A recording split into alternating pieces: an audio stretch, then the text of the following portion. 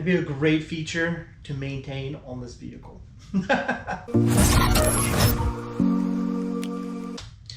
go ahead, unbox, unpackage these Cometic gaskets, put them on the motor, and install the damn headers, because we need to get the headers on.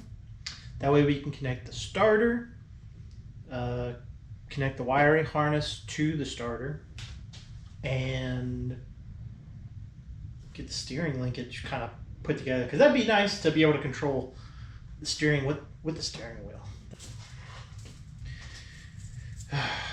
Alright, so when installing these guys, obviously you want the Cometic, you want the lettering right here, you want that to be on the outside. So this side goes onto the engine, and you can see it's got little bubbles and things to compress so that it'll help kind of seal that exhaust gases. Because if you have an exhaust leak, and I know this based on my experience with this Coyote, I've done this before, it's frightening.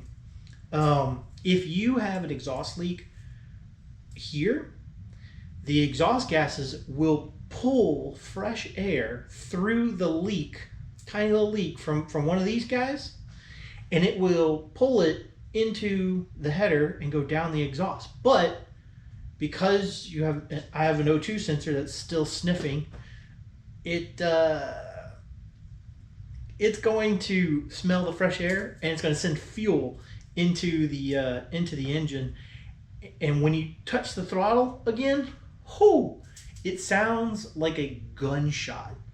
And I've had it a couple times happen, and it actually was such a powerful backfire that it blew the baffling out of my exhaust, which I've never seen before until then. But yeah, just keep in mind, what you want to do is make sure everybody's tightened down real good. And after it's all tightened down, you go for a drive, like 20-mile, 30-minute drive.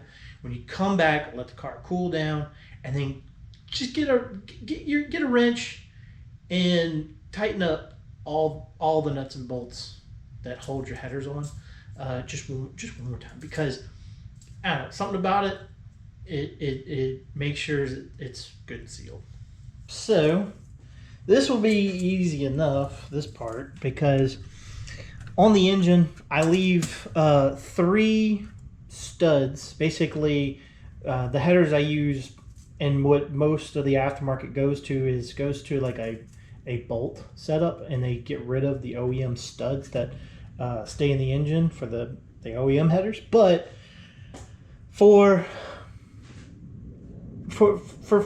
you know, for the amount of times I've taken the engine out of the car, the headers, and did stuff, I found that it was difficult to hold and maintain the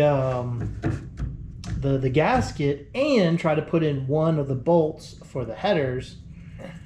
So I ended up putting back 3 of the studs, and that way I can take a gasket and throw it on the engine, and I'll actually hold the gasket up there for me, and then I can go get the headers, you know, install them, do what I gotta do, and it's super nice, super convenient. When you find yourself, what the heck, I'm trying to reach the but when you find yourself working on the car a lot by yourself, you can you know, you find little ways to kind of be your own helper. Alright, so I got the front 2, because there's 2 in the front, there's 1 in the rear, that's the 3. And then, boom. So that pretty much stays. That pretty much stays right there. Alright. There's a lot going on over here on this side. Okay.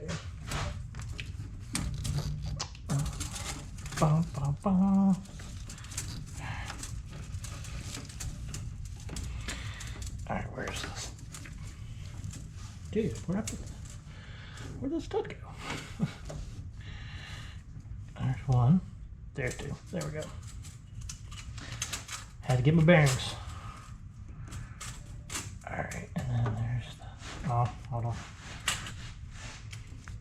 Okay, there's one. There's the two. Oh. Let's get the guy. This guy in the back. Heck yeah.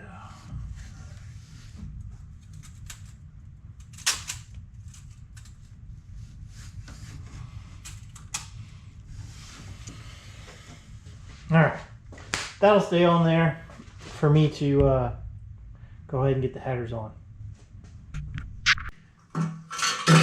Doug's long tube headers. This is for a Coyote swap, any generation Coyote, for a 65 Mustang with a manual transmission. This header fits most kits. Just keep that in mind. When they made the front ends for all these Coyote swaps on these classic cars, they all fit most Mustangs. So, yeah. Here we go. Here we go. There's our other one.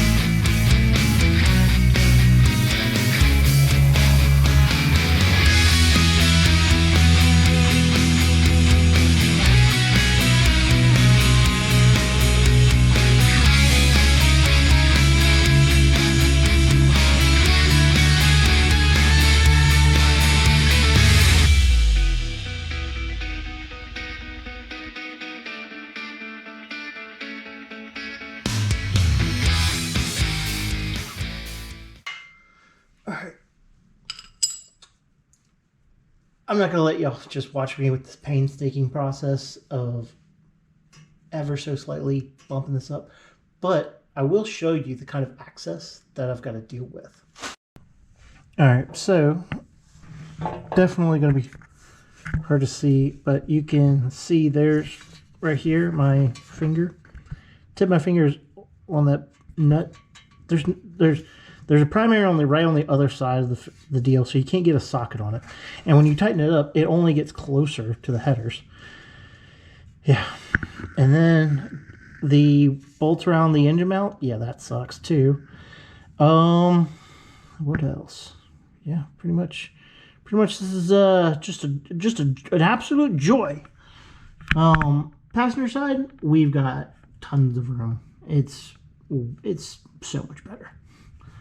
So stay tuned. I will get back to probably a tightened up header. And then you guys can then we can kind of move on with getting the car back together. All right, so here's the update. We got driver's side header in. Super excited. That is finally in. Oh boy, this is one of those tasks that just absolutely sucks to do. If you are working an exhaust shop and you're the guy who installs the long tube headers, or yeah, kudos to you. You're on the list of I'm not going to give you any shit. So I still have driver's side to do. I've got all the nuts, bolts, the gasket's already on the studs. It's just waiting for me to get underneath it and to do it. So this side should be easier to bolt on. Hopefully, it's been a while since I've done it, but yeah, I can't wait. I can't wait to get past this. But when the headers get installed, that allows me to hook the steering back up so I can steer the car, and I can get the starter on.